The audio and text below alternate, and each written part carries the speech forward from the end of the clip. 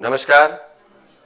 Finite વર્બનો આ ત્રીજો lecture છે આપણો અને એની અંદર એક એડવાન્સ લેવલ હું તમને સમજાવવાનો પ્રયત્ન કરી રહ્યો છું. અને જો આ તમને આવડી ગયું તો એટલું સમજી લેજો કે તમે નાઉન, એડજેક્ટિવ અને વર્બને પરફેક્ટ સમજી ગયા. બરાબર, સાંભળવાનો પ્રયત્ન કરજો અને વિડીયો નહીં ખબર પડે તો રિવાઇઝ કરીને 3 વિડીયો 3 થી 4 વખત જોજો.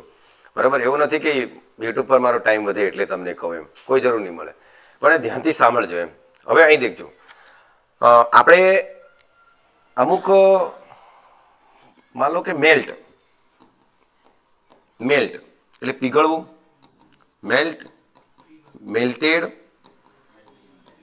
મેલ્ટેડ બરાબર, અને મોલ્ટન.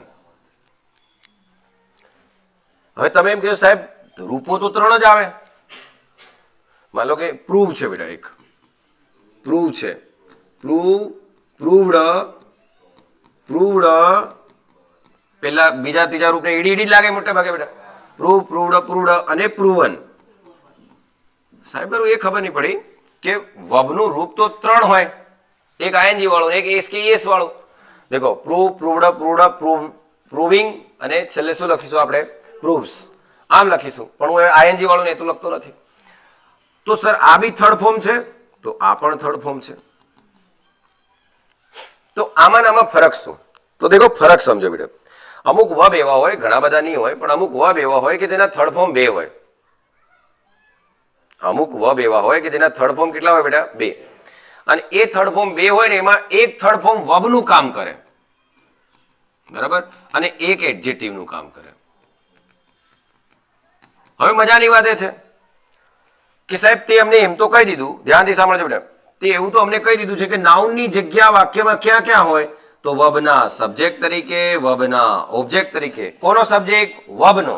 ક્રિયાપદના સબ્જેક્ટ તરીકે કે ક્રિયાપદના ઓબ્જેક્ટ તરીકે, કાં તો પ્રીપોઝિશનની પાછળ, બરાબર, આમ આફ્ટર ધ પ્રીપોઝિશન, બરાબર, આમ પ્રીપોઝિશનની પાછળ, કાં તો પછી ક્યાં હોય બેટા? ઓબ્જેક્ટ કાં તો સબ્જેક્ટનું કોમ્પ્લિમેન્ટ. એનો મતલબ જે સબ્જેક્ટ છે એ જ ઓબ્જેક્ટ છે. હવે તમે કહો સાહેબ સબ્જેક્ટ કોમ્પ્લિમેન્ટમાં તો ખબર પડી, તમે હમણાં કહેતા હતા એમ કે આઈ એમ પોલીસમેન, તો પોલીસમેન એ આઈને જ બતાવે છે, પણ ઓબ્જેક્ટ કોમ્પ્લિમેન્ટ એટલે? તો દેખો હું એમ કહું કે વી હેવ ઇલેક્ટેડ મોહન સરપંચ. તો ત્યાં એજ નહીં બોલાય કોઈ દાડો, ક્યારેય નહીં બોલાય, કારણ કે જે સરપંચ એ જ કોણ છે? મોહન, બરાબર. તો એ સરપંચ એનું ઓબ્જેક્ટ છે. We have elected Narendra Modi prime minister. તો જે પ્રાઇમ મિનિસ્ટર છે એ જ કોણ છે? નરેન્દ્ર મોદી. તો એ ઓબ્જેક્ટ કોમ્પ્લિમેન્ટ કહેવાય. તો જ્યારે ઓબ્જેક્ટ કોમ્પ્લિમેન્ટ લખીએ ત્યારે એઝ નહીં લખવાનું, બરાબર, એ ડાયરેક્ટ લખવાનું એમ. ઓકે. નોમિનેટેડ, બરાબર, we have nominated Philip monitor of the પ્રાપ્તિ એકેડેમી. તો એ ઘડી as a monitor of the પ્રાપ્તિ એકેડેમી નહીં બોલવાનું. તો આ નોમિનેટેડ છે, ઇલેક્ટ છે, બરાબર, ડેઝિગ્નેટેડ છે. આ એક એવા વર્બ છે, એ વર્બ પોતાની જોડે જે ઓબ્જેક્ટ લે ને એ ઓબ્જેક્ટનું કોમ્પ્લિમેન્ટ ડાયરેક્ટ લખાય. Are you getting my point? આમ હું તમને એમ કહું કે the people of Dahod has designated Sudhir Lalpurwala. People of Dahod has designated Sudhir Lalpurwala councillor of Dahod, નગરપાલિકા. લો, તો શું કર્યું બેટા તમે ત્યાં? એને બનાવી દીધો એમ. સમજણ પડે છે બેટા? તો અપોઇન્ટ કરવું, ડેઝિગ્નેટ કરવું, નોમિનેટ કરવું, ઇલેક્ટ કરવું, એના પછી જે ઓબ્જેક્ટ આવે કે નહીં એ ઓબ્જેક્ટનું ડાયરેક્ટ લખાય, એનું શું કહેવાય બેટા? કોમ્પ્લિમેન્ટ. તો ચાલો હવે મારા છોરાઓ એટલું સમજી ગયા છે કે નાઉનની જગ્યાઓ, નાઉન આ જગ્યાઓ સિવાય નાઉન વાક્યમાં હોય જ નહીં, બરાબર. કાં તો એ ક્રિયાપદનો સબ્જેક્ટ હશે, કાં તો ક્રિયાપદનું ઓબ્જેક્ટ હશે, કાં તો પ્રીપોઝિશનની પાછળ હશે, કાં તો સબ્જેક્ટ ઓબ્જેક્ટનું કોમ્પ્લિમેન્ટ હશે. પણ સાહેબ એડજેક્ટિવની જગ્યાઓ કેટલી? એડજેક્ટિવની જગ્યાઓ કેટલી? તો એડજેક્ટિવની જગ્યા માન લો આ નાઉન છે, તે નાઉનની આગળ કાં તો નાઉનની પાછળ, કાં તો નાઉનની શું હશે? આગળ, કાં તો નાઉનની પાછળ. કઈ રીતે સાહેબ? તો માન લો ટાઈગર, તો રોરિંગ ટાઈગર, ટાઈગર રોરિંગ, બરાબર. Broken chair, chair broken. અચ્છા સાહેબ, એનો મતલબ આગળ આવે એને એટ્રીબ્યુટિવલી કહેવાય, પાછળ આવે ને એને પ્રેડિકેટિવલી કહેવાય. તો એટ્રીબ્યુટિવલી હોય કાં તો પ્રેડિકેટિવલી, પણ એક નાઉન હોવું જોઈએ. તો વિશેષણ એ નામની આગળ હોય કાં તો નામની પાછળ, કારણ કે વિશેષણ એને જ કહેવાય જે નામના અર્થમાં વધારો કરે. ઓહો હો સાહેબ. અને બીજું એ subject complement. Are you getting my point? અને સબ્જેક્ટ કોમ્પ્લિમેન્ટ હશે ત્યારે પ્રેડિકેટિવલી જ હશે. બોલો કે સબ્જેક્ટ કોમ્પ્લિમેન્ટ હશે ત્યારે પ્રેડિકેટિવલી. નાઉનની આટલી જ જગ્યાઓ છે બેટા, નાઉનની આટલી જ જગ્યા, અરે એડજેક્ટિવની આટલી જ જગ્યાઓ છે, કાં તો નામની આગળ, કાં તો નામની પાછળ, કાં તો કોમ્પ્લિમેન્ટ. કારણ કે કોમ્પ્લિમેન્ટ તરીકે નાઉન બી આવે અને વિશેષણ બી આવે. પણ મારા છોરાઓ અમુક વાર વર્બનું થર્ડ ફોર્મ એ વિશેષણનું કામ કરતું હોય.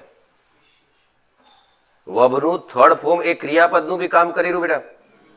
ક્યાં? પૂર્ણ ટેન્સમાં. ક્યાં કરેલું બોલો? પૂર્ણ ટેન્સમાં. પૂર્ણ ટેન્સમાં તમે કયું ફોર્મ લખો છો? વર્બનું થર્ડ ફોર્મ જ લખો છો. તો વર્બનું થર્ડ ફોર્મ લખો છો પૂર્ણ ટેન્સમાં, પણ એ વર્બનું થર્ડ ફોર્મ જ્યારે એડજેક્ટિવ તરીકે કામ કરે ત્યારે એને પાસ્ટ પાર્ટિસિપલ કહેવાય. ત્યારે એને શું કહેવાય બેટા? બોલો, પાસ્ટ પાર્ટિસિપલ્સ કહેવાય. અને પાસ્ટ પાર્ટિસિપલ એ બીજું કઈ નહીં બેટા, નોન ફાઇનાઇટ છે. એ શું છે? Non finite. આપણે નોન ફાઇનાઇટમાં ભણીશું આપણે. અચ્છા સાહેબ, એનો મતલબ વર્બના થર્ડ ફોર્મ, સાંભળજો બેટા, વર્બનું થર્ડ ફોર્મ આવવાની શક્યતા કેટલી? વર્બનું થર્ડ ફોર્મ આવવાની શક્યતા કેટલી? તો એક તો પૂર્ણ ટેન્સ લખતા હોય ત્યાં, ધ્યાનથી સાંભળજો, વર્બનું થર્ડ ફોર્મ આવવાની શક્યતા કેટલી? બોલો, જ્યાં થર્ડ ફોર્મ આવતું હોય ત્યાં. તો થર્ડ ફોર્મ ક્યાં આવે? વિલ હેવ જોડે થર્ડ ફોર્મ. બોલો કે બરાબર, વિલ હેવ જોડે થર્ડ ફોર્મ. પછી હેવ હેઝ જોડે થર્ડ ફોર્મ. યાદ આવે છે? હેવ હેઝ જોડે થર્ડ ફોર્મ, કાં તો હેડ જોડે થર્ડ ફોર્મ. આ પૂર્ણ ભવિષ્યકાળ બતાવે, આ પૂર્ણ વર્તમાનકાળ બતાવે, આ પૂર્ણ ભૂતકાળ. અને તમને ખબર છે બેટા કે ટાઈમ ટેન્સ બતાવવા માટે સહાયકારક તરીકે હેવનો ઉપયોગ થાય. તો હેવ જોડે થર્ડ ફોર્મ વાપર્યું વર્બનું, તો આ એક્ટિવ રચના છે કે નહીં? અને આનું પેસિવ કરો તો વચ્ચે ખાલી બીન જ લગાડવાનું કે નહીં? પણ પેસિવ ક્યારે થાય બેટા? જ્યારે ટ્રાન્ઝિટિવ હોય ત્યારે. અને કસમ ગંગા મૈયા કી, પેસિવ તો ખાલી કોનું થાય બેટા? ટ્રાન્ઝિટિવનું. આટલું યાદ રાખવાનું. ઓકે સાહેબ. તો એક પૂર્ણ ટેન્સમાં આવે સાહેબ, બરાબર. વર્બ એ પૂર્ણ ટેન્સના એક્ટિવમાં આવે, પણ પેસિવમાં તો થર્ડ ફોર્મ જ આવે કે નહીં? કોઈ બીનું થર્ડ ફોર્મ પેસિવ કરો તમે. માન લો વિલ ભવિષ્યકાળ છે, તો will take, will be taken. Take તો એમિઝ આર ટેકન. ટુક તો વોઝ વર ટેકન. તો પેસિવ ફોર્મ છે, બી જોડે થર્ડ ફોર્મ આવે કે નહીં બેટા? બી ના કોઈ બી ફોર્મ જોડે થર્ડ ફોર્મ હોય તે પેસિવ બી બતાવે. તો દેખ લો, એક્ટિવમાં પૂર્ણ ટેન્સ, બોલો કે બેટા, એક્ટિવમાં પૂર્ણ ટેન્સ જોડે વર્બનું થર્ડ ફોર્મ આવે. ફરી બોલું છું, એક્ટિવ રચનામાં પૂર્ણ ટેન્સ, એમાં વર્બનું કયું ફોર્મ આવે બેટા? થર્ડ. પણ પેસિવમાં બી જોડે તો કયું આવે બેટા? થર્ડ. બી જોડે થર્ડ ફોર્મ જ આવે પેસિવમાં. પણ એની બીજી શક્યતા કઈ? તો એ કોમ્પ્લિમેન્ટ તરીકે બી તો આવે કે નહીં બેટા? બરાબર. તો જો થર્ડ ફોર્મ કોમ્પ્લિમેન્ટ તરીકે આવે, થર્ડ ફોર્મ કોમ્પ્લિમેન્ટ તરીકે આવે, કોમ્પ્લિમેન્ટ તરીકે આવે એનો મતલબ એ લિંકિંગ છે. બોલો કે કોમ્પ્લિમેન્ટ તરીકે આવે એનો મતલબ એ લિંકિંગ છે. અને લિંકિંગ છે એનો મતલબ એ નોન એક્શન છે કે નહીં? બોલો કે આ બંનેમાં અહીં એક્ટિવ રચના, અહીં પેસિવ રચના. એક્ટિવ રચનામાં પરફેક્ટ, બરાબર, અને પેસિવ રચનાની અંદર બી જોડે થર્ડ ફોર્મ. દેખ લો, કોઈ બીનું પેસિવ કરો બેટા થર્ડ ફોર્મ આવે જ છે. દેખ લો, will be taken, am is are taken, was were taken, બરાબર, will be being taken, am is are being taken, was were being taken, will have been taken, have has been taken, had been taken. તો તમે ત્યાં બીન જોડે third form જ લખી રહ્યા કે નહીં? અચ્છા સાહેબ, એનો મતલબ વર્બનું થર્ડ ફોર્મ આવવાની શક્યતાઓ બે જ છે. એક પરફેક્ટ એક્ટિવ રચના, એક્ટિવ રચનામાં પરફેક્ટ ટેન્સ, અને બી પ્લસ થર્ડ ફોર્મ પેસિવ. બીન તો આવે જ છે, દેખ લો, બીન જોડે થર્ડ ફોર્મ. પણ જ્યારે કોમ્પ્લિમેન્ટ હોય ત્યારે થર્ડ ફોર્મ આવે. એ થર્ડ ફોર્મ વર્બ નથી, કોમ્પ્લિમેન્ટ તરીકે. કોમ્પ્લિમેન્ટ તરીકે એટલે સબ્જેક્ટનું કોમ્પ્લિમેન્ટ. કોમ્પ્લિમેન્ટ તરીકે આવે, કોમ્પ્લિમેન્ટ તરીકે આવે તો કોમ્પ્લિમેન્ટ બે જ હોય, કાં તો સબ્જેક્ટ કાં તો ઓબ્જેક્ટ. તો એ કોમ્પ્લિમેન્ટ તરીકે આવશે ત્યારે એ થર્ડ ફોર્મ વર્બનું નહીં હશે, એ એડજેટિવનું કામ કરશે. કયું કામ કરશે બેટા બોલો? એડજેટિવનું. અને એડજેટિવનું એ ઘડી જ્યારે કામ કરશે, સાંભળજો, એ એડજેટિવનું કામ કરશે તો વિચાર લેજો એ લિંકિંગ હશે કે નહીં બેટા? સબ્જેક્ટ કોમ્પ્લિમેન્ટનું કામ હશે ત્યારે કેવું હશે બેટા? લિંકિંગ. એટલે યાદ રાખજો મારા છોરાઓ, બી જોડે થર્ડ ફોર્મ દેખો તો દર વખતે પેસિવ નહીં હોય, કારણ કે આ જ બી નું ફોર્મ એ લિંકિંગ પણ છે. હું બોલું બેટા આઈ એમ એક્ઝોસ્ટેડ, હવે યાદ આવે તો આઈ એમ એક્ઝોસ્ટેડ, આઈ એમ ટાયર્ડ એમ બોલું છું, એ દરમિયાન હું મારી અવસ્થા જ બતાવું છું. તો અહીંયા એમ એ પેસિવ, બી નું ફોર્મ પેસિવ નથી બતાવતું, એ મારી અવસ્થા, મારું સ્ટેટ બતાવે. તો જ્યારે જ્યારે સ્ટેટ બતાવશે બેટા ત્યારે એ કેવું થઈ જશે? એડજેટિવ. મજાની વાત હવે એ છે બેટા, દેખ લો, મજાની વાત હવે એ છે કે આપણે આટલું ભણ્યા સાહેબ, તો એમાં તમે કેવા શું માંગ્યા? હું કેવા એમ માંગુ છું બેટા કે અમુકના થર્ડ ફોર્મ બે હોય, જેવી રીતે મેલ્ટેડ અને મોલ્ટન, જેવી રીતે પ્રૂવડ અને પ્રૂવન. તો મેલ્ટેડ એ વર્બનું જ કામ કરશે, મોલ્ટન એ એડજેટિવનું જ કામ કરશે. પ્રૂવડ એ વર્બનું જ કામ કરશે અને પ્રૂવન એ એડજેટિવનું કામ કરશે. હવે મજાની વાત અહીં છે, દેખ લો કે they have sown this sheep. ચાલો અહીંયા જે મેં સોન વાપર્યું, શિયર, સોન, સોન, આમ આમ કહેવાય બેટા શિયર. શિયર એટલે કાપવું, બરાબર? કાપવું. શિયર, શોર, શોર્ન, બરાબર? આમ શિયર, શિયર્ડ, અને આનું શોર્ન, આ વિશેષણ, બરાબર? પાસ્ટ પાર્ટિસિપલ્સ બેટા, બરાબર? અને આ વર્બનું કયું ફોર્મ? Third form. ઓકે, હવે તમે આ વાક્ય વાંચ્યું બેટા કે they have shown this sheep. Sheep એટલે કોણ? ઘેટા, બરાબર? કોને કાપ્યા બેટા? એમને, ઘેટાને. તો અહીંયા જે શોન વપરાયું એ વર્બ છે, બોલો કે કયા ટેન્સમાં આવ્યું? બોલો. હેવ જોડે થર્ડ ફોર્મ બેટા. તો હેવ જોડે થર્ડ ફોર્મ તો પૂર્ણ ટેન્સ. પૂર્ણ ટેન્સ મતલબ આ વર્બનું કામ કરવું જોઈએ કે નહીં? પણ શોન એ કયું કામ કરે છે બેટા? એડજેટિવ. તો અહીંયા શોન મેં ખોટું લખ્યું કે નહીં? તો અહીં શું લખાય બેટા? શિયર્ડ. ખ્યાલ આવે છે? દેખો હું એમ કહું, આઈ શો બ્રોકન ચેર, આઈ શો બ્રોકન ચેર. હવે તમે દેખ લો બેટા, બ્રોકન થર્ડ ફોર્મ છે કે નહીં? હે? Okay. I have broken this chair. હવે અહીં બી બ્રોકન છે, અહીં બી બ્રોકન છે, પણ અહીં હેવ બ્રોકન છે તો આ વર્બનું થર્ડ ફોર્મ છે કે નહીં બેટા? અને એક્ટિવ રચના છે કે નહીં? આનું ગુજરાતી એવું થાય કે I have broken this chair, એનો મતલબ મેં આ ખુરશી તોડી છે. તો આ ટેન્સ છે, એક્ટિવ રચનામાં થર્ડ ફોર્મ છે. પણ આઈ શો બ્રોકન ચેર, તો અહીંયા ચેરના અર્થમાં વધારો કર્યો તો આ વિશેષણનું કામ કરેલું. તો અહીંયા સોન ખરેખર વર્બ હોવું જોઈએ કે નહીં? પણ વર્બનું કામ તો કોણ કરે બેટા? શિયર. તો પછી આ ખોટું પડે કે નહીં? સમજ્યા? આમ હવે અહીં દેખજો બેટા, ધે ઓન, ઓન એટલે પોતાનું બેટા, અને ઓન એ અવસ્થા બતાવે, દેખ લો, એનું ચાલુ ટેન્સ હોય જ નહીં. They on this sheared sheep. તો અહીંયા શીપના અર્થમાં વધારો કરવાનો કે નહીં? તો એડજેક્ટિવ આવે કે નહીં? તો શિયર ખોટું તો શું આવે બેટા? શોન આવે કે નહીં? તો એડજેક્ટિવની જગ્યાઓ બી તમને ખબર હોવી જોઈએ, નાઉનની આગળ કાં તો નાઉનની પાછળ, કાં તો સબ્જેક્ટ કોમ્પ્લિમેન્ટ, કાં તો ઓબ્જેક્ટ કોમ્પ્લિમેન્ટ. એડજેક્ટિવ કોમ્પ્લિમેન્ટ હોય જ, બરાબર? આમ એટલે વિચારવું પડે બેટા કોની જગ્યા ક્યાં છે, તો આપણો જવાબ સુધી પહોંચાય કે નહીં? બોલો કે આમ. હવે દેખજો બેટા, આ ખાલી જગ્યાઓ છે, આમાં આપણે ભરવાનું છે. દેખ લો અહીં એમ કે ઇટ ઇઝ અ ખાલી જગ્યા ફેક્ટ ધેટ ઇટ વોઝ ખાલી જગ્યા બાય ન્યૂટન, બરાબર? આમ તો it is a fact and it was by Newton. હવે તમારે જાતે વિચારો કે ક્યાં વર્બ આવે, ક્યાં વર્બનું થર્ડ ફોર્મ? હવે દેખો, પ્રૂવડ બી છે બેટા, પ્રૂવડ બી છે અને પ્રૂવન બી છે. તો પ્રૂવડ એ વર્બનું કામ કરી રૂક નહીં, અને પ્રૂવન એ પાસ્ટ પાર્ટિસિપલનું કામ કરી રૂક નહીં. પછી દેખ લો બેટા, શંખ, શંખ એ V3 વર્બનું કામ કરી રૂ, અને શંકન એ પાસ્ટ પાર્ટિસિપલનું કામ કરે બેટા. હવે તમારે વિચારવાનું વાક્ય વાંચીને ક્યાં કોણ આવે એમ. તો દેખ લો, શંખ અને શંકન, મેલ્ટ અને મોલ્ટેડ. હવે તમારે જાતે વિચારો. ચાલો, પહેલું વાક્ય છે, it is a fact that it was by Newton. શાબાશ બેટા, હવે મજા છે. દેખ લો, ફેક્ટ નાઉન છે કે નહીં બેટા? તો નાઉનના અર્થમાં વધારો કોણ કરે? વિશેષણ. તો અહીંયા પ્રૂવન આવશે કે નહીં? It is a proven fact, કે જે સાબિત કરેલો ફેક્ટ છે. ધેટ ઇટ વોઝ જોડે થર્ડ ફોર્મ, પેસિવ રચના યાદ કરો, બી જોડે થર્ડ ફોર્મ પેસિવ, હે ને? તો પેસિવ રચના, અને બાય છે તો પેસિવ છે જ કે, તો વર્બનું થર્ડ ફોર્મ જ આવે કે નહીં? આમ પણ એક્ઝેક્ટિવ વાળું નહીં, વર્બનું થર્ડ ફોર્મ. તો પ્રૂવડ, તો ઇટ વોઝ પ્રૂવડ. થર્ડ ફોર્મની શક્યતા કેટલી બેટા? એક્ટિવમાં પૂર્ણ ટેન્સ, પેસિવમાં બી જોડે થર્ડ ફોર્મ, બરાબર? નાઉનની આગળ કાં તો નાઉનની પાછળ કાં તો સબ્જેક્ટ કોમ્પ્લિમેન્ટ, એ એડજેક્ટિવ, એ પાસ્ટ પાર્ટિસિપલ. આમ તો દેખો આવડી ગયું ને બેટા ખાલી જગ્યા ભરતા. તો it is a proven fact and it was proved by Newton. ચલો, દે હેવ ફાઉન્ડ, ચલો હેવ ફાઉન્ડ, ફાઇન્ડ ફાઉન્ડ, ચલો તમે જ કહેજો. દે હેવ ફાઉન્ડ ધ ખાલી જગ્યા શીપ, શીપના અર્થમાં વધારો કરવાનો.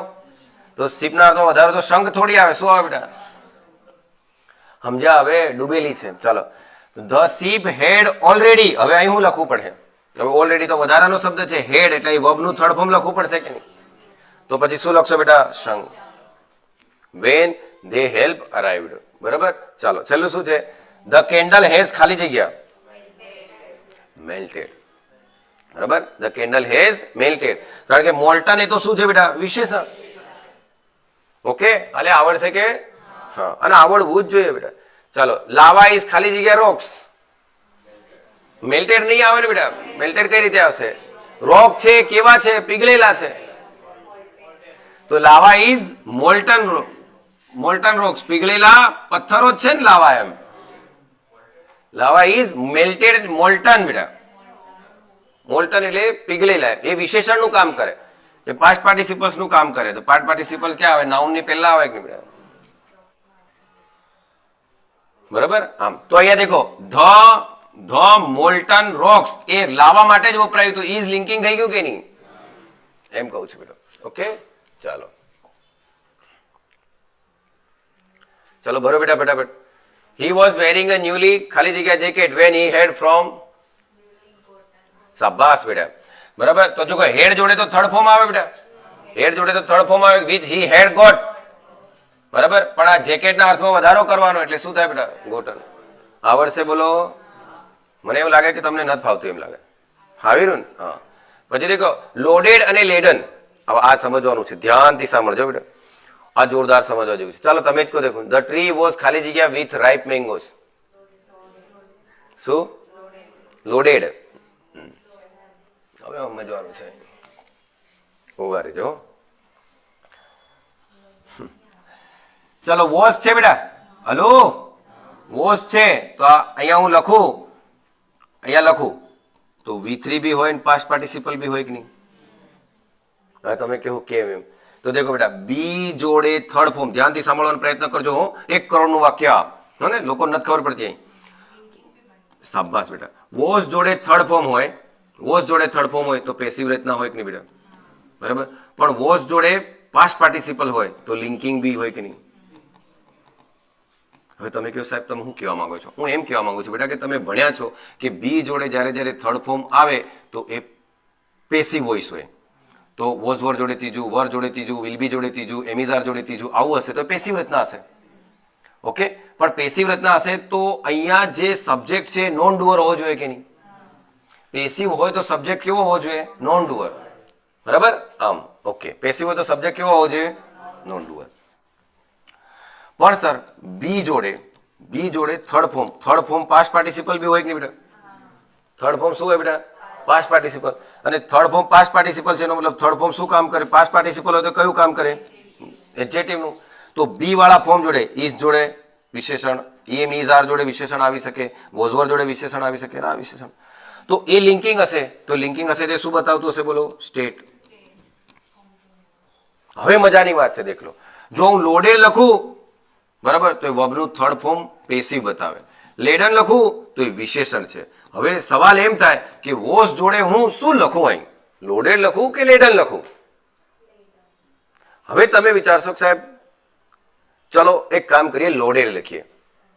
તો જો હું લોડેડ લખું તો પેસિવ રચના છે, અને પેસિવ રચના છે, સાંભળજો બેટા, પેસિવ રચના છે તો પેસિવ રચનામાં મારો જે સબ્જેક્ટ છે નોન ડુઅર હોવો જોઈએ કે નહીં? હવે તમારે જાતે થોડું થિંક કરજો. The tree was loaded with ripe mangoes. Load કરવું એટલે ભરવું ને બેટા. તો the tree was loaded with ripe mangoes. Tree was loaded, એનો મતલબ ટ્રી પર કોઈકે રાઇપ પાકેલા મેંગો લોડ કર્યા છે, એવો મિનિંગ થાય કે નહીં? હલો, બોલો કે? તો ટ્રીની ઉપર ધ્યાનથી સાંભળજો, ઝાડ પર પાકા મેંગો કોઈકે લોડ કર્યા છે, એવો મિનિંગ થાય કે નહીં? તો ટ્રી પર પાકા મેંગો કોઈ લોડ કરે છે કે લોડ થાય છે બેટા? कुछ करना या होना? तो करना तो है ही नहीं, तो पेसिव कैથી થાયગા? હવે આવ્યો કે નહીં ટ્રાન્ઝિટિવ નો ઉપયોગ? એ તો હેપનિંગ છે, એ તો નેચર છે ને, તો એમ કહી શકાય કે નહીં? એની અવસ્થા બતાવી શકાય કે નહીં? તમે એમ કહી શકો કે પાકા મેંગો થી ઝાડ ભરેલું છે, કે ભરેલું હતું, કે હશે, એમ કહેવાય કે નહીં? એનો મતલબ તમે લોડેડ નહીં વાપરી શકો કે નહીં બેટા? તો શું આવે? મજા છે બેટા. લોકોને ખાલી એમ લાગે કે અંગ્રેજી સહેલું, વોઝ જોડે આ વોઝ જોડે પેલું ને એમ. દેખવું પડે, કુછ કરના હે યા કુછ હોના, તો એ બતાવે વર્બ બેટા. પણ અહીં ટ્રીની જગ્યાએ હું હમણાં ટ્રક કરી દઉં તો લોડેડ આવે, કારણ કે એને પાકા મેંગોથી ટ્રકને કોઈકના દ્વારા ભરવામાં આવે, પણ ટ્રીને થોડી કોઈકના દ્વારા ભરવામાં આવે. એ તો ન કુછ કરના ન કુછ હોના હે, તો હે તો એ સ્ટેટ થઈ ગયું ને, સ્ટેટ થઈ ગયું તો એ પાસ્ટ પાર્ટિસિપલ વિશેષણનો ઉપયોગ કરે કે નહીં બેટા? એમ કહું, સબ્જેક્ટ કોમ્પ્લિમેન્ટનો ઉપયોગ કરે કે નહીં? આ વસ્તુ વિચારવાની છે. એટલે જાગો છો બેટા? તો મારા છોરાઓ, તમારે કોઈ પણ વાક્ય વાંચતા વિચારવું પડે કે બી જોડે થર્ડ ફોર્મ એટલે ડાયરેક્ટ એ પેસિવ નથી. બી જોડે થર્ડ ફોર્મ એ ડાયરેક્ટ પેસિવ નથી, એ સ્ટેટ પણ હોય. દેખો ને બેટા, આઈ એમ એક્ઝોસ્ટેડ, આઈ એમ ટાયર્ડ, તો તમને એમ જ લાગી રહ્યું કે આ પેસિવ છે એમ. મને કોઈક થકાય, ભાઈ હું થાક્યો છું, તો આઈ એમ ટાયર્ડ એમ જ કહેવાનું કે નહીં? તો અહીંયા એ મારી સ્ટેટ બતાવી રહ્યો એમ. તો પછી ટાયર્ડ એ શું છે બેટા? Past participle. એટલે વર્બનું થર્ડ ફોર્મ પાસ્ટ પાર્ટિસિપલ ક્યારે બને બેટા? જ્યારે કોમ્પ્લિમેન્ટનું કામ કરતું હોય, એ વિશેષણનું કામ કરતું હોય. ઓકે, કેટલાને ખબર પડી બેટા આમાં? Very good. ચાલો. The policeman find the drunk driver for driving in the drunken state. બરાબર? તો દેખો, આ ડ્રંક અને ડ્રંકન, ડ્રંક બંને કામ કરે બેટા. ડ્રંક વર્બનું બી કામ કરે અને એડજેક્ટિવનું, અને ડ્રંકન એ ખાલી કોનું કામ કરે બેટા? એડજેક્ટિવનું. અહીં હું તમને એક મસ્ત વાક્ય સમજાવું, દેખ લો. દેખો, વર્બનું બી કામ કરે અને એડજેક્ટિવનું.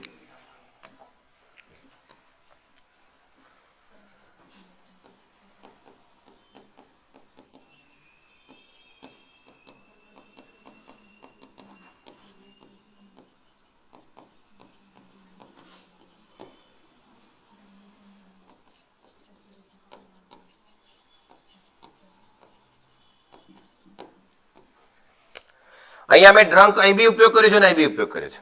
અહીંયા ઇઝ ડ્રંક લખ્યું છે, અહીં આર ડ્રંક લખ્યું છે. અરે અહીં બી લખું, દેખ લે બેટા, એક ત્રીજું લખી દઉં, લો ને, હી ઇઝ ડ્રંક. હવે કોઈ મને કહેશે બેટા અહીં ઇઝ ડ્રંક છે, અહીં બી ઇઝ ડ્રંક છે, અહીં આર ડ્રંક છે. હવે આને તમે વાંચો ને, તમને એમ લાગે, તમે આને તો ઓન ધ સ્પોટ કહી દેવાના, સાહેબ આ પેસિવ છે, ઓન ધ સ્પોટ છોરું કહી દે. કેમ? કારણ કે બાય મી લખ્યું એટલે ખબર પડી જ ગઈ કે એમિઝાર જોડે ત્રીજું તો પેસિવ જ છે.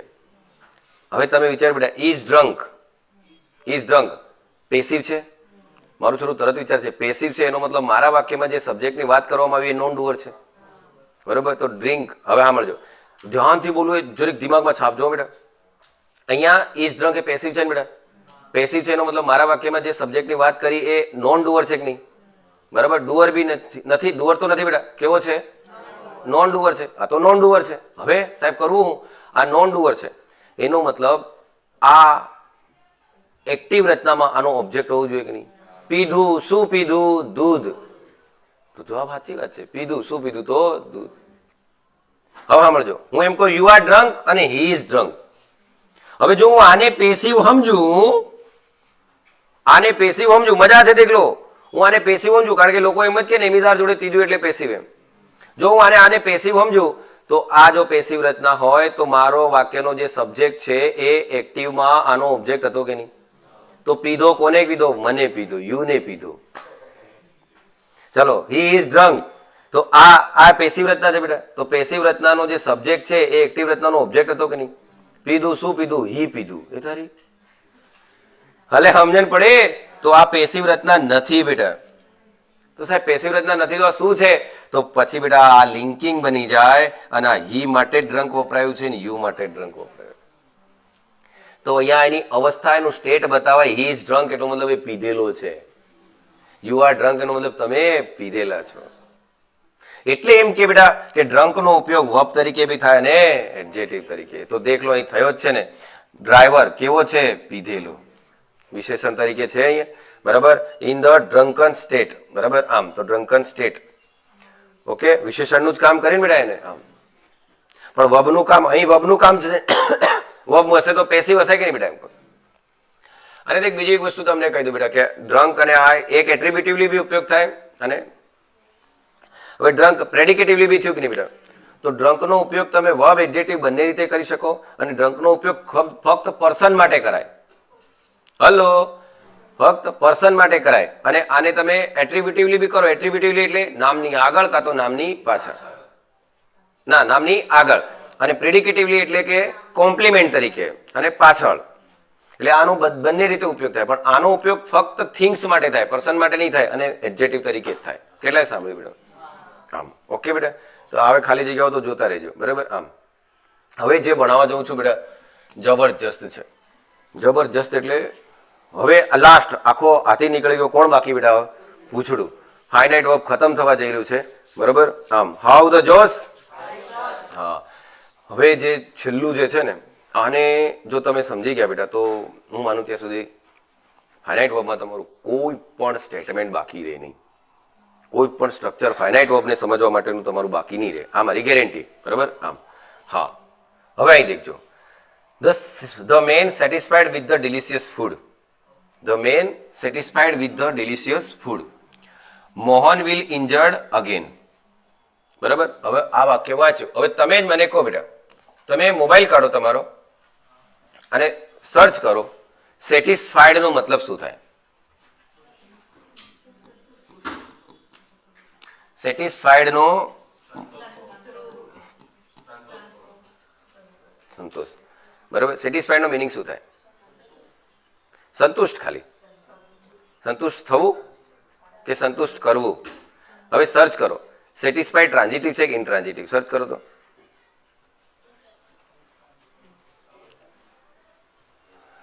સેટિસ્ફાઈડ ટ્રાન્ઝિટિવ છે કે ઇનટ્રાન્ઝિટિવ? સર્ચ કરો. હવે જે શીખવાડો જે આખું એબ્રિવિએશન છે એટલું આજે હમણાં સુધી ભણ્યા એનું ટ્રાન્ઝિટિવ છે ને બેટા? બોલો. સેટિસ્ફાઈડ કેવું છે? વાહ માર છોરાઓ, એક નંબર. સેટિસ્ફાઈડ એ ટ્રાન્ઝિટિવ છે બેટા. સંતુષ્ટ કરવું. સેટિસ્ફાઈડ એ શું છે? ટ્રાન્ઝિટિવ છે. અચ્છા, હવે હું બોલું ધ્યાનથી સાંભળવાનો પ્રયત્ન કરજો. સાહેબ જો આ ટ્રાન્ઝિટિવ હોય એનો મતલબ સંતુષ્ટ કરના. બરોબર કે? હે, સંતુષ્ટ કરના એવો આનો મિનિંગ નીકળે. હવે આનાથી તમે શું શીખશો? જ્યારે કોઈ પણ વાક્ય વાંચો તો પેલા ઈ વાક્ય ને ટ્રાન્ઝિટિવ છે કે ઇનટ્રાન્ઝિટિવ ચેક કરશો કે નહીં? હવે સંતુષ્ટ કરના ટ્રાન્ઝિટિવ છે. ટ્રાન્ઝિટિવ છે તો ડુઈંગ નેચરનું થયું કે નહીં? જલ્દી બોલો. બરાબર. ટ્રાન્ઝિટિવ તો બેટા ડુઈંગ નેચરના હોવાના જ. બોલો કે એ ડુઈંગ નેચરનું છે, એક્શન છે. ઓકે. હવે સાહેબ આ ટ્રાન્ઝિટિવ છે તો ટ્રાન્ઝિટિવ પોતાની જોડે શું લે બેટા? બોલો. ઓબ્જેક્ટ. હવે યાદ રાખજો, ટ્રાન્ઝિટિવ વર્બ પોતાની જોડે શું લે? ઓબ્જેક્ટ. જો ઓબ્જેક્ટ નહીં લે તો રિફ્લેક્સિવ પ્રોનાઉન લે. હું બોલ્યો સાંભળજો. ટ્રાન્ઝિટિવ નહીં લે તો શું લે બેટા? રિફ્લેક્સિવ પ્રોનાઉન લે. પણ સાહેબ જો એને ઓબ્જેક્ટ નહીં આપ્યું હોય, રિફ્લેક્સિવ પ્રોનાઉન પણ નહીં આપ્યું હોય, સાહેબ ટ્રાન્ઝિટિવ વર્બ હોય, ટ્રાન્ઝિટિવ વર્બ હોય અને ટ્રાન્ઝિટિવ વર્બનું ઓબ્જેક્ટ હોય, પાછળ ઓબ્જેક્ટ આપેલું હોય તો જે ટ્રાન્ઝિટિવ કહેવાય. બરાબર કે? પાછળ ઓબ્જેક્ટ હોય તો જે ટ્રાન્ઝિટિવ કહેવાય. નહીં તો રિફ્લેક્સિવ પ્રોનાઉન લખી દેવાનું. Myself, herself, himself એ લખી દેવાનું. રિફ્લેક્સિવ પ્રોનાઉન વાપરી શકો છો. બરાબર કે the man satisfied himself. The man satisfied himself લખાય બેટા? બોલો. હા તોય ચાલતું. તો આ વાક્યને એમ બી લખી શકાય, ધ મેન સેટિસ્ફાઈડ હિમસેલ્ફ. કેમ? કારણ કે અહીં વબનું કામ કરેલું, અને વબનું કામ કરેલું, અને વબ પાછું ટ્રાન્ઝિટિવ છે. ટ્રાન્ઝિટિવ છે તેને ઓબ્જેક્ટ લેવું પડે. વિથ તો પ્રીપોઝિશન છે. બોલો કે બેટા?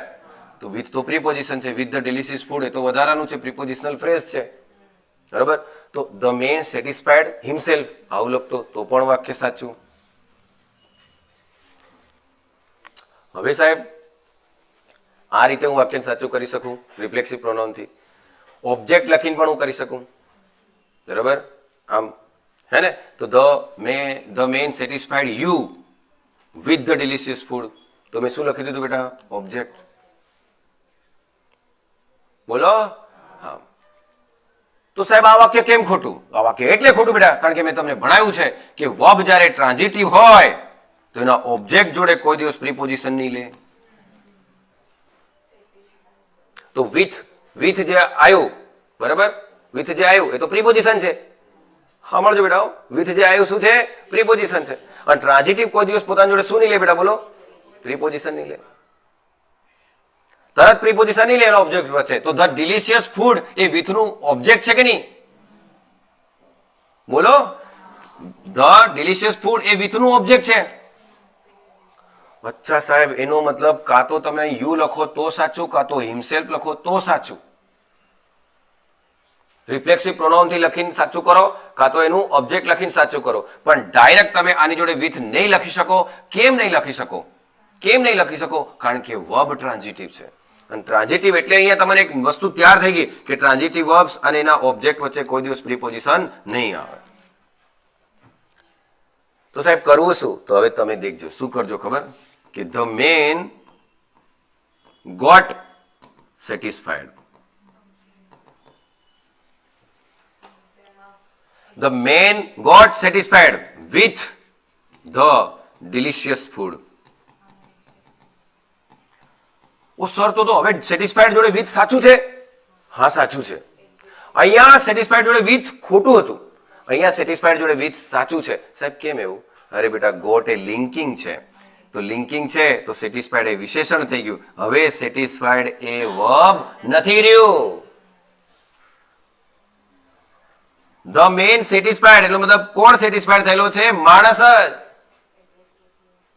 તો અહીંયા ગોટ એ ગેટ ગોટ, બરાબર? તો ગેટ ગોટ એ શું છે બેટા? લિંકિંગ છે. તો આને બંને લિંક કરી દીધા.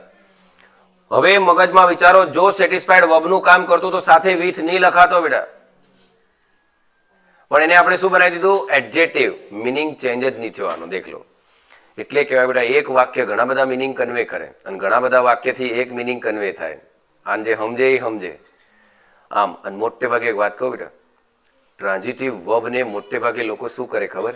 ઇંગ્લિશના ગ્રામેરિયન જે બી એને એડજેક્ટિવ બનાવશે બેટા. અને એડજેક્ટિવ બનાવશે એટલે પાછળ કોઈ બી પ્રીપોઝિશન લખી દે. કેમ? જરૂરિયાત પ્રમાણે પ્રીપોઝિશન લખી દે. કેમ? કારણ કે વિશેષણને બીજા શબ્દ સાથે જોડવા માટે તો પ્રીપોઝિશનની જરૂર પડે જ. આમ પણ વર્બ ટ્રાન્ઝિટિવ હોય તો તરત પ્રીપોઝિશન નહીં લખાય બેટા, જે મેં તમને ગયા વિડીયોમાં સમજાયું છે. બરાબર? આમ એટલે આ આખું મગજમાં ઉતર્યું બેટા. હા, હવે બીજું એક સર્ચ કરો ચાલો. ઇન્જર. ઇન્જર સર્ચ કરો ચાલો. Mohan will injure again. Search કરો આને. ઇન્જર એટલે શું? પહેલા તો એટલું એ ચેક કરો, ઇન્જર એટલે ટ્રાન્ઝિટિવ છે કે ઇન્ટ્રાન્ઝિટિવ? ઇન્જર એટલે ઈજા કરવી, નુકસાન પહોંચાડવું, એવું છે ને? ટ્રાન્ઝિટિવ છે કે નહીં બેટા? હવે મારે છોકરાઓ તરત બોલશે. શું બોલશે ખબર? પહેલી વાત તો વિલ ઇન્જર્ડ કોઈ દાડો આવે જ નહીં બેટા. વિલ બી ઇન્જર્ડ આવે. વિલ બી ઇન્જર્ડ આવે તો જ સાચું ને? હા, પણ ઇન્જર એ શું છે બેટા? બોલો. ટ્રાન્ઝિટિવ. હવે મજા છે. ચાલો રેડી? ઇન્જર કેવું છે બેટા? પહેલા વિચાર્યું. ઇન્જર કેવું છે? જલ્દી બોલો. ટ્રાન્ઝિટિવ. ટ્રાન્ઝિટિવ હશે પોતાની જોડે શું લેશે બેટા? બોલો. ઓબ્જેક્ટ લેશે કે નહીં? અથવા પોતાની જોડે શું લે બેટા? રિફ્લેક્સિવ પ્રોનાઉન. બરાબર? તો એમ કહેવાય Mohan will injure Pramod again. બરાબર કહેવાય? કારણ કે ઓબ્જેક્ટ લઈ લીધું. બરાબર? અથવા Mohan will injure himself again, કારણ કે હિમસેલ્ફ બી લખાય. બરાબર? હિમસેલ્ફ બી લખાય. બરાબર? પ્રમોદ બી લખાય. કેમ લખાય? કારણ કે આ ઓબ્જેક્ટ લઈ લીધું અને આ શું લઈ લીધું બેટા? રિફ્લેક્સિવ પ્રોનાઉન. હા ભાઈ મોહન કરતો હશે, Mohan will injured himself again, બરાબર. સામે લગ્ન થઈ ગયા હે તો ભાઈ કંટાળેલો ફરી પાછો પોતાને ઇન્જર કરતો હે, રિફ્લેક્સિવ પ્રોનાઉન, બરાબર. આમ ચાલે, આ બંને સાચા. Mohan will injure himself again એ પણ સાચું, Mohan will injure Pramod again, મને બી ફરી બી કરે હજુ વારંવાર કરતો જ હે એમ, તો સાચું. પણ સાહેબ હું ડાયરેક્ટ અગેન નહીં લખી શકું, સમજણ પડે છે બેટા? હવે સાહેબ કરશે શું તો દેખ લો. હવે હું શું કરીશ ખબર, અહીં એમ કરીશ બેટા, મોહન, બરાબર નહીં બેટા, Mohan will get injured again. લો ખેલ ખતમ. તો વિલ ગેટ લિંકિંગ થઈ ગયું કે નહીં? વિલ ગેટ લિંકિંગ થઈ ગયું તો ઇન્જર્ડ છે કોણ છે? મોહન. તો આ વિશેષણ આવી ગયું બેટા એમ, તો આ એડજેક્ટિવ બની ગયું, પાસ્ટ પાર્ટિસિપલ બની ગયું એમ કહો. અને આને જ કહેવાય આપણા સબ્જેક્ટ કોમ્પ્લિમેન્ટ. તો શું શીખ્યા બેટા જલ્દી બોલો, તમે એમ શીખ્યા કે નહીં? ટ્રાન્ઝિટિવ વર્બ ને સબ્જેક્ટ કોમ્પ્લિમેન્ટ બનાવવું હોય એ ડુઈંગ નેચરનું હોય તો, ડુઈંગ નેચરનું હોય અને એને સબ્જેક્ટ કોમ્પ્લિમેન્ટ બનાવવું હોય તો લિંકિંગ વર્બ લેવું પડે. એટલે તમને મોટે ભાગે કોઈ બી વાક્ય વાંચો ને બેટા તો ગેટ ગોટ ગોટન વધારે દેખાય, ગેટ ગોટ ગોટ, બરાબર, એ વધારે દેખાય, લિંકિંગો જ છે. હવે મારો છોરો વાક્ય વાંચતી ઘડી તમે લિંકિંગ અને સ્ટેટિવ આ બે મોટી ગેમ રમે બેટા, બરાબર. પણ આપણને હું શીખવાડ્યું ખબર? સાદો વર્તમાન કાળ, સાદો ભૂતકાળ, સાદો ભવિષ્યકાળ, બરાબર. આમ અને ટેન્સ કીકમ શીખવાડ્યા, પેલખા સાદા, ફેર ચાલુ અને ફેર પૂરા. એટલે પેલખા પોરિયા સાદા, ફેર કેવા ચાલુ અને ફેર પૂરા, બરાબર. ચાલો ઠીક છે. અહીં દેખો બેટા, the ship with all passengers ખાલી જગ્યા ઇન ધ ઓશન. હવે આ નામ જો બેટા, ચાલો.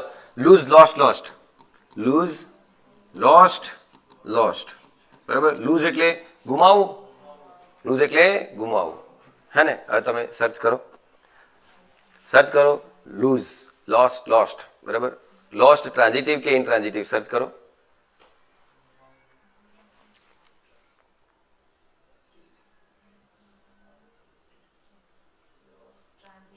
શાબાશ બેટા.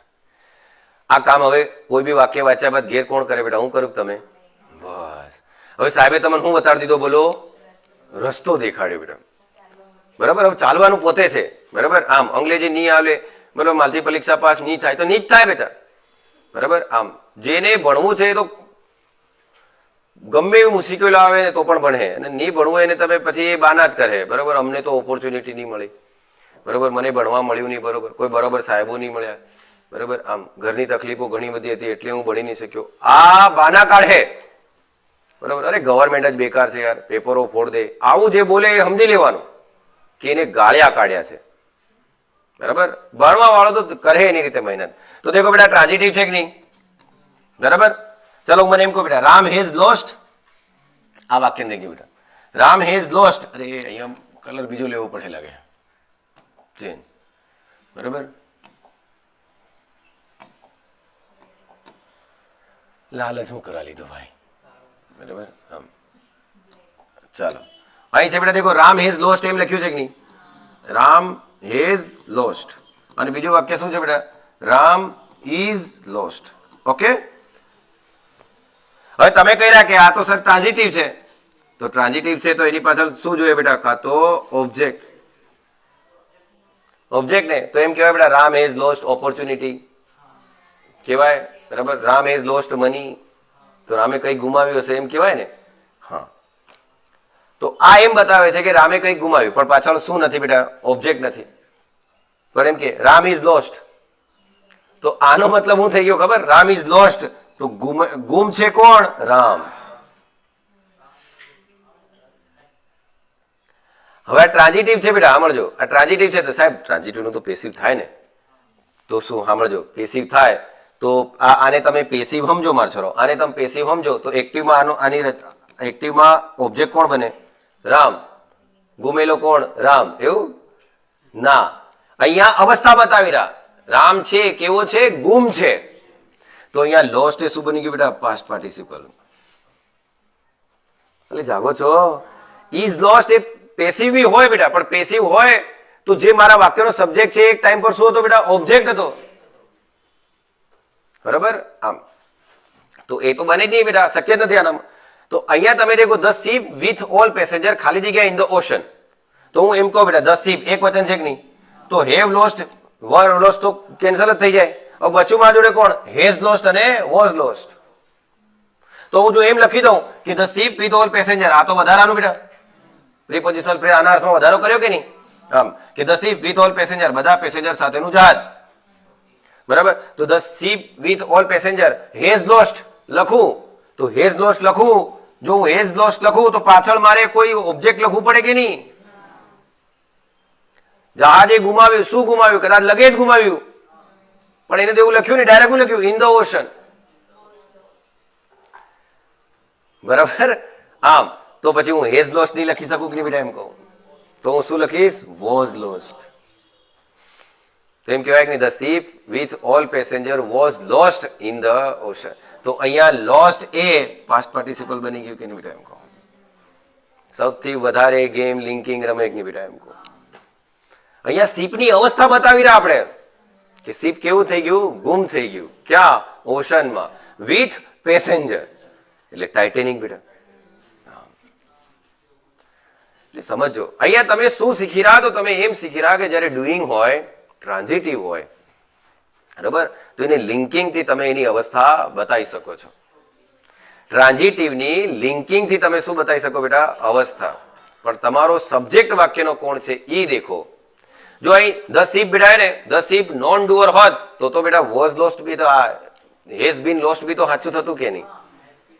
આમ હું હમણાં એમ કહું ને the ship has been lost by me તો કોણ ના પાડતું, સાચું જ છે ભાઈ.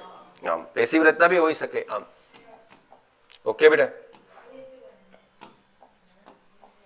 બોલો ખબર પડી બેટા, બોલો. હા હા 10:24 કઈ વાંધો નહીં. હવે અહીં દેખજો, he asked me some confused question. હવે અહીંયા ને દેખો, એ પાસ્ટ પાર્ટિસિપલ નું કામ કોણ કરે બેટા, ફરી નહીં ભણાવવા સાહેબ, દેખ લો. કન્ફ્યુઝડ અને કન્ફ્યુઝિંગ. હવે આ છેલ્લે સાંભળ લો બેટા. કન્ફ્યુઝડ થર્ડ ફોર્મ છે કે નહીં, કન્ફ્યુઝિંગ આઈએનજી વાળું ફોર્મ છે કે નહીં. હવે દેખો થર્ડ ફોર્મ હોય તો થર્ડ ફોર્મ તો મેં આખું ભણાવી દીધું બેટા. થર્ડ ફોર્મ પરફેક્ટ ટેન્સમાં હોય, થર્ડ ફોર્મ પેસિવ રચનામાં હોય અને થર્ડ ફોર્મ પાસ્ટ પાર્ટિસિપલ હોય. બોલ્યા કરવાનું આ, બરાબર. થર્ડ ફોર્મ પેસિવ વોઇસ હોય, થર્ડ ફોર્મ પાસ્ટ પાર્ટિસિપલ હોય અને થર્ડ ફોર્મ પરફેક્ટ ટેન્સમાં હોય કે નહીં બેટા. પણ આ બંનેમાં એ વર્બનું કામ કરશે કે નહીં. આમાં એક્ટિવ રચના હશે તો આમાં પેસિવ રચના હશે બેટા. પણ આ પાસ્ટ પાર્ટિસિપલમાં તો લિંકિંગનું જ કામ કરશે કે નહીં, એમ કહું કોમ્પ્લિમેન્ટનું કામ કરશે. આટલું મેં સમજાયું. હવે આનામાં તમે દેખ લો બેટા, આઈએનજી વાળું રૂપ એ ચાલુ ટેન્સ પણ બતાવે અને પાર્ટિસિપલ્સનું પણ કામ કરે, પણ આ રચના એક્ટિવ હશે બેટા. કેવી હશે, એક્ટિવ. તો તમે અહીંયા વાંચો બેટા, ચાલો. થર્ડ ફોર્મ પેસિવ રચના બતાવે. હી આસ્ક્ડ મી સમ કન્ફ્યુઝિંગ ક્વેશ્ચન. ચાલો તો મને એમ કહો, કન્ફ્યુઝ કોણ કરી રહ્યું બેટા, ક્વેશ્ચન કરી રહ્યું. કન્ફ્યુઝિંગ કોણ કરી રહ્યું, કન્ફ્યુઝ કોણ કરે, ક્વેશ્ચન. તો આ કન્ફ્યુઝ નો સબ્જેક્ટ થયો કે નહીં, ક્વેશ્ચન. તો એનો સબ્જેક્ટ છે એટલે એક્ટિવ રચના. એક્ટિવ રચના એટલે શું બેટા, કન્ફ્યુઝિંગ. ખબર પડી, કન્ફ્યુઝ નહીં આવે. અને યાદ રાખવાનું કે વિશેષણ આઈએનજી પણ વિશેષણનું કામ કરે બેટા, થર્ડ ફોર્મ પણ વિશેષણનું કામ કરે. અને યાદ રાખજો, આઈએનજી વાળું વિશેષણનું કામ કરે ને તો તમારી પર્સનાલિટી બતાવે, અને થર્ડ ફોર્મ વિશેષણનું કામ કરે તો તમારી ફિલિંગ બતાવે. આઈ એમ કન્ફ્યુઝડ એ મારી ફિલિંગ છે, બરાબર. પણ હું એમ કહું આઈ એમ કન્ફ્યુઝિંગ પર્સન તો એ મારી પર્સનાલિટી છે. અરે હા, એ મારી પર્સનાલિટી છે એટલે એ વિચારવાનું. પણ હું તો તમને એમ જ કહું બેટા કે એની પાછળ આવેલું નાઉન દેખો. એ નાઉન જો આનો સબ્જેક્ટ હોય તો આઈએનજી, એ નાઉન જો આનું ઓબ્જેક્ટ હોય તો થર્ડ ફોર્મ. તો અહીં દેખો, the confusing man could not decide where to go. બરાબર. તો ચાલો, માણસ કુડ નોટ ડિસાઇડ નક્કી કરી શક્યો નહીં કે કઈ જવું છે, બરાબર. આમ તો માણસ કન્ફ્યુઝ કરી રહ્યો કે માણસ કન્ફ્યુઝ થઈ રહ્યો, સમજ્યા. જો માણસ કન્ફ્યુઝ કરતો હોય, ઘણા માણસ કન્ફ્યુઝ કરતા બી હોય, યુ આર કન્ફ્યુઝિંગ પર્સન.